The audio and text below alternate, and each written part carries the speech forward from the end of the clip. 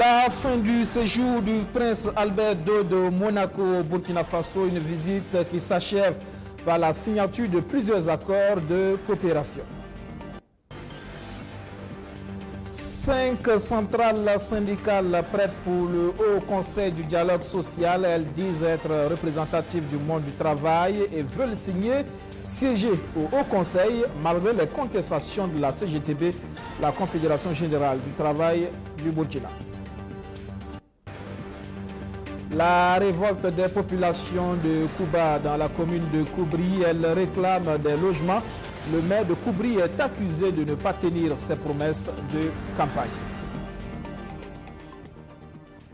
Bonsoir et bienvenue à tous. Point final pour la visite d'amitié et du travail du prince Albert II de Monaco. Il regagne la principauté ce soir même, un séjour sanctionné par un protocole d'entente relatif au nouveau programme d'appui à la politique du secteur de l'enseignement et de la formation technique et professionnelle. Dernier acte de cette visite, la signature d'un communiqué conjoint. Je vous propose de suivre le chef de la diplomatie burkinabé, Alpha Bari. 22.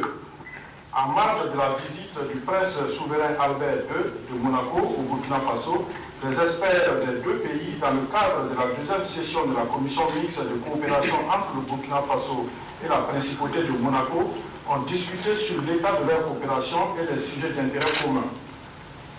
Les travaux ont abouti à la signature d'un protocole d'entente relatif au nouveau programme d'appui à la politique du secteur de l'enseignement et de la formation technique et professionnelle. 23. Au terme de son séjour au Burkina Faso, le prince souverain Albert II de Monaco a exprimé sa satisfaction et sa gratitude au président du Faso, au gouvernement et au peuple burkinabé pour la chaleur de l'accueil et l'hospitalité amicale qui lui ont été réservées, ainsi qu'à la délégation qui l'accompagne. Il a salué la qualité des échanges et le climat empreint d'amitié et de cordialité qui a prévalu tout au long de sa visite. 24. Le prince souverain Albert II a adressé une invitation à son homologue burkinabé à effectuer une visite d'amitié et de travail à Monaco. Le président Roch-Marc Christian Kaboré a accepté cette invitation dont les dates seront fixées par voie diplomatique. Faite à Ouagadougou le 12 janvier 2010.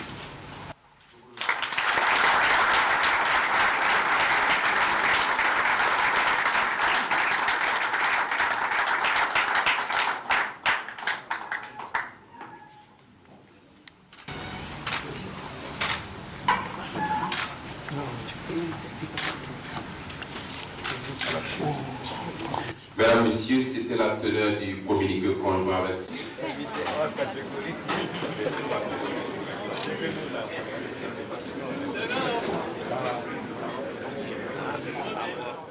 Des propos recueillis par Abdourazak Traoré. Plus tôt dans la matinée, le prince Albert II de Monaco était à Lombila où il a inauguré en compagnie du président burkinabé un centre de formation polyvalente. Roméo Koïta pour le reportage. Ce pavillon a déjà été exhibé en 2015 à Milan en Italie, où il a reçu le prix du meilleur design, de la meilleure construction et une mention spéciale pour le projet de seconde vie. Le partenariat entre les Croix-Rouges burkinabé et monégasques ont donné une seconde vie à cette infrastructure. 18 mois après la pose de la première pierre, l'infrastructure est inaugurée ce 12 janvier par le président du Faso et le prince de Monaco.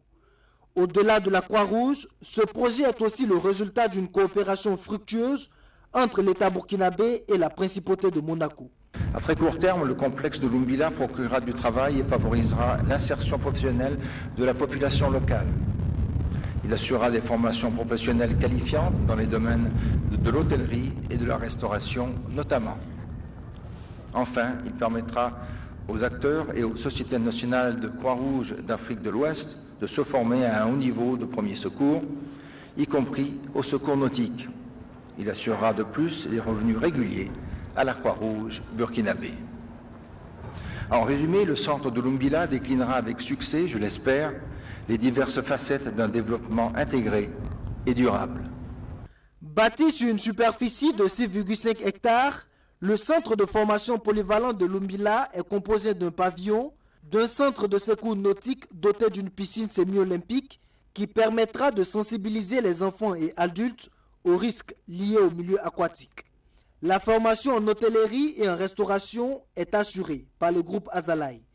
Le président du Faso salue un ambitieux projet qui, au-delà de l'aspect humanitaire, participe à la création d'emplois pour les jeunes burkinabés. En donnant pour vocation à cet établissement d'être un centre de référence sous-régional pour les formations de premiers secours et dans les métiers de l'hôtellerie, la Croix-Rouge burkinabé et la Croix-Rouge de Monaco magnifient l'importance de la solidarité internationale pour mieux subvenir aux besoins des communautés les plus vulnérables.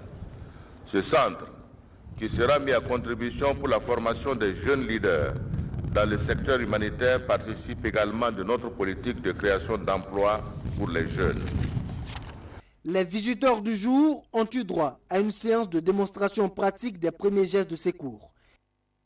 Les deux chefs d'État et leurs épouses ont ensuite procédé à la plantation d'arbres pour être en phase avec les objectifs de développement durable. Après le centre de formation polyvalent de Lumbila, le président du Faso et son hôte ont mis le cap sur la zone industrielle de Kosodo pour visiter la société AgroServe, une entreprise agro-industrielle implantée en mars 2017 et qui intervient particulièrement dans la transformation de maïs en semoule, en farine et en aliments pour bétail. Elle emploie près de 200 travailleurs permanents et temporaires. Voilà, la réplique de 5 centrales syndicales membres de l'unité d'action syndicale. Elles ont choisi de siéger au Haut Conseil du dialogue social et elles affirment être suffisamment représentatives du monde du travail. Nous y sommes et de façon bénévole. Nous sommes des Burkinabés intègres, ont-elles martelé ce matin face à la presse. Arsène Konditambe. Sur les 6 centrales syndicales membres de l'unité d'action syndicale, 5 sont ici présentes. Preuve selon les conférenciers du jour qu'ils sont représentatifs du monde du travail. Pour ces 5 syndicats qui ont donné leur accord pour participer au Haut Conseil du dialogue social, ils ne vont pas à cette institution pour s'enrichir comme tente de le faire croire une certaine opinion. Pour eux, c'est du bénévolat. Que ceux qui y allaient là-bas devaient percevoir 1 500 000 francs par mois, ça aussi ça a été dit et nous l'avons entendu. Et que bon, il y a peut-être certains des retraités qui n'avaient pas pu économiser pendant leur carrière, allaient là-bas pour se refaire une santé financière. Ce sont des injures que nous ne pouvons accepter. Revoyez vos définitions même du bénévolat. Pour savoir que nous y allons là-bas par bénévolat. Et aujourd'hui, j'ai ma pension qui est à la Caisse nationale de sécurité sociale. En toute sincérité, il y aura des cadres qui n'auront pas 400 000 et quelques mois, je l'ai par mois.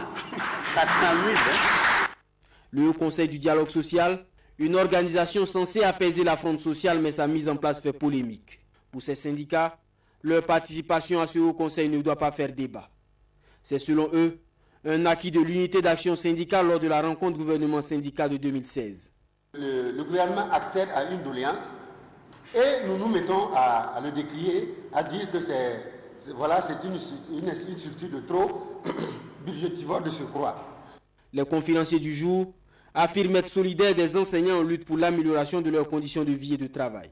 Sur les 17 syndicats autonomes que comporte l'UAS, 13 seraient favorables à la participation à ce Haut Conseil. C'est fait, plus de 400 000 francs CFA, soit la moitié du salaire du président de l'Assemblée nationale, reversé désormais à des orphelinats du Burkina Faso. Bala Alassane Sakandé l'avait promis. Une convention a été signée hier. Dans ce sens, Arsène Konditamdi, explication. Le président de l'Assemblée nationale avait promis et il tient parole. Alassane Bala Sakandé vient ici de signer une convention permettant d'octroyer 50% de ses émoluments aux orphelinats du Burkina Faso. Il en avait fait la promesse le 16 décembre 2017 à Bobo Dioulasso et ce 11 janvier 2018, c'est chose faite. Après que les députés aient baissé leur salaire de base de 19% au début de leur mandat, il s'élève actuellement à un peu plus de 950 000 francs CFA. C'est donc environ 425 000 francs CFA qui vont être versés aux orphelinats chaque mois. Ce dont je précise sera versé mensuellement pour éviter les contraintes de famille, de Nassongo et autres. Donc j'ai décidé en tout cas de faire un ordre permanent. Et dès que le salaire tombe dans les mains du banquier, le banquier sera chargé de prélever systématiquement 50% avant que je ne puisse toucher au restant. Pour cette année, le montant va être puisé mensuellement depuis le compte du président de l'Assemblée nationale et reversé à un compte appartenant au ministère en charge de l'action sociale. En 2019 et 2020, un prêt bancaire représentant le montant annuel va être contracté en début d'année par Alassane Sakandé afin que les orphelinats bénéficiaires rentrent en possession de leurs fonds au même moment. La ministre chargée de l'action sociale promet de veiller à la gestion rigoureuse de ces fonds. Et je me réjouis en tant que responsable du département en charge de la question de promotion et de protection des droits de l'enfant d'être bénéficiaire de ce don-là. Comme Excellence l'a souhaité, nous allons pour cette première année commencer par les orphelinats les plus nécessiteux. Et nous allons travailler à ce que tous les orphelinats du Burkina Faso puissent recevoir. Et nous prenons l'engagement ici de veiller sur la bonne gestion de ces fonds. Jusqu'en fin de mandat en 2020, le montant cumulé octroyé aux orphelinats va représenter plus de 15 millions de francs CFA. Ce montant va être reparti à environ 70 orphelinats répertoriés à travers le territoire national. Autre convention signée hier, c'est à l'université Ouaga 1, professeur Joseph Kizerbo. Elle permet à la société minière Bissa Gold d'offrir chaque année 6 millions de francs CFA de bourse à des étudiants de master. Il est également question de transfert de compétences. Luc Park-Belgem. La signature de convention entre l'université Ouaga 1, professeur Joseph Kizerbo et la société minière Bissa Gold se traduit par l'octroi de bourses d'études de 6 millions de francs CFA chaque an à partir de ce 11 janvier 2018, date de signature. En plus, il faut noter les transferts de technologie, l'octroi de stages et de formation pratique aux étudiants inscrits en master en chimie, en géologie, en génie minier, en métallurgie, en environnement, en administration et en développement communautaire. Ce partenariat naissant, le président de l'université Ouaga 1 le souhaite grandissant. Surtout les remercier à travers certaines actions, le don des bourses que vous avez vu, qui vont mettre les étudiants dans de bonnes conditions, tous les étudiants en master, pour rédiger leur mémoire, pour leur voyage sur le site, pour l'apprentissage, mais également les transferts de technologies, comme il vient de le dire, monsieur le directeur général adjoint, pour pouvoir amener des personnes de ressources venant de ce site minier, la Bissa Gold, pour renforcer le savoir-faire et le savoir-être de ces diplômés qui vont sortir. Mais également les remercier parce que le site de stage pose un problème. Nous pensons qu'à travers cette convention, les apprenants maintenant pourront aller sur le site de stage pour vivre la réalité de ce que c'est la gestion de l'exploitation minière, depuis l'exploitation jusqu'à la gestion du régime minier. Bissa Gold investit à travers l'octroi de ses bourses. Des domaines comme le traitement des déchets miniers peut intéresser la société minière. Et souvent, les étudiants, pour pouvoir soutenir justement son mémoire, forcément doivent avoir une institution qui accepte l'accueillir, qui soit souvent ils ont des bons thèmes, mais malheureusement, il n'y a pas de site d'accueil. Quand vous prenez une structure minière qui tourne, il y a beaucoup de déchets par exemple. Quand vous prenez des déchets, il faut forcément que des techniciens, des chercheurs réfléchissent comment régler définitivement ces questions, par exemple, de drainage minier acide. Comment régler ces questions, par exemple, de gestion, par exemple, de déchets solides. Les futurs bénéficiaires des bourses Bissa Gold sont les étudiants. Et grâce à ces bourses, les étudiants pourront répondre plus aux profils demandés dans les secteurs des mines et des entreprises. De l'université Ouaga 1, rendons-nous à l'université Ouaga 2. Cette université qui est toujours sans site propre. L'une des causes, c'est le foncier, la question de l'indemnisation des personnes affectées. Une commission vient d'être installée pour régler définitivement et efficacement le problème. Luc Park-Belgem. Créée depuis le 12 décembre 2007, l'université Ouaga 2 n'est toujours pas installée sur son site situé sur une partie de Lumbila, Samba et de Gonsin. D'une superficie de 2111 hectares, l'université Ouaga 2 a du mal à être occupée parce que la procédure d'occupation du terrain ne respecte pas la législation domaniale et foncière en vigueur. Après des tentatives vaines des précédents gouvernements à trouver une solution idoine, une commission chargée de déterminer les indemnités d'expropriation pour cause d'utilité publique urgente vient d'être installée. La commission, forte de 32 membres, devra s'atteler à recenser et indemniser les personnes affectées par le projet. Il faut forcément que l'on arrive à résoudre, indemniser tout le monde à la hauteur donc, de ces investissements. Ça c'est important parce que j'oubliais aussi, dans la zone, il y a les écoles.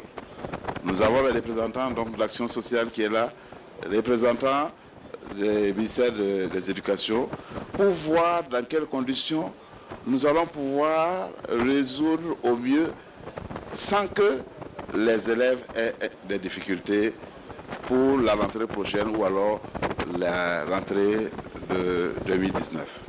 Si la commission chargée de déterminer les indemnités d'expropriation fait normalement son travail, l'université Ouaga 2 pourrait aménager sur son site, même si son président refuse d'avancer une date. Par-ci, par-là, oui, nous on est la coalition des recensés, où il y a de l'activité, on n'est pas impliqué, mais ils ne sont pas concernés par le travail de la commission, mais ils sont concernés par la rencontre que la commission aura pour discuter et déterminer les indemnités afin de proposer au gouvernement. Et d'autres aspects, il n'y a pas que les indemnités, il y a d'autres aspects sociaux là-bas. Si on doit recaser les populations, qu'est-ce qu'il faut faire? Entre la date de création de l'université Ouaga 2 et aujourd'hui, il y a 10 ans. 10 années écoulées sans que l'occupation du site ne soit effective, malgré le besoin réel en ce moment. Si le problème foncier était jusque-là le blocage, ce problème est en passe de trouver une solution avec l'installation de la commission chargée de l'indemnisation des personnes expropriées. C'était chaud ce matin dans la commune de Koubri. Des populations se sont révoltées contre leur maire, accusées de ne pas tenir ses promesses de campagne, notamment sur la question du logement. Des barricades ont été dressées, perturbant la circulation sur la nationale numéro 5, Abdoulaziz Saré, Alex Carole Kaboré. Koubri ce vendredi matin, c'est le trouble. Les populations des zones d'habitation spontanée de Kouba manifestent leur mécontentement. Ils reprochent au maire de la commune d'avoir attribué leur terrain à des sociétés immobilières en ne tenant pas compte de ses promesses électorales. Nous sommes ici ce matin pour exiger du maire de Koubri qu'il nous donne des explications sur l'ensemble des lotissements qui a été fait au niveau donc de Koubri et des projets de lotissement qu'ils sont en train de faire au niveau donc autour de Kouba.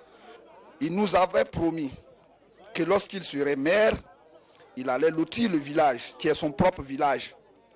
C'est lui qui a pris les engagements avec nous. Pourquoi aujourd'hui, lorsqu'il s'agit de parcellation, il ne nous a plus? Pourquoi ne nous a-t-il pas recensés? Conséquence de ce mouvement d'humeur, la nationale numéro 5 était quasi impraticable ce vendredi matin. J'ai convoqué le peuple pour qu'ils viennent leur dire qu'il ne peut pas leur donner des parcelles. Est-ce que s'il l'avait dit, il serait élu? Si c'est du mensonge qu'il a utilisé pour être élu, s'il nous a roulé dans la farine, il viendra le répondre devant le peuple. C'est bon? Oui, c'est bon. Approché, voici la version des faits du maire du mouvement du peuple pour le progrès MPP de la commune de Koubri. Sinon que du coup, j'allais peut-être dire que c'est des fausses informations qu'ils ont laissé entendre à la population. Le problème qui s'est avéré, c'est qu'ils ont dit que le maire, lors de sa campagne, là, il a promis des parcelles à la population. Alors, du coup, si on parle de lotissement, actuellement, c'est suspendu. Donc, le maire n'est pas autorisé à faire des lotissements actuellement. Et dire que nous avons retiré des terres données aux sociétés immobilières, ils sont trop partis à l'avant. Au contraire, les sociétés immobilières sont venues négocier la terre avec les propriétaires terriens. En fin de compte, les manifestants, le maire et le préfet de Koubri se sont rencontrés à la préfecture pour discuter. À l'issue, un terrain d'entente a été trouvé et la nationale numéro 5 a été dégagée au grand soulagement des usagers.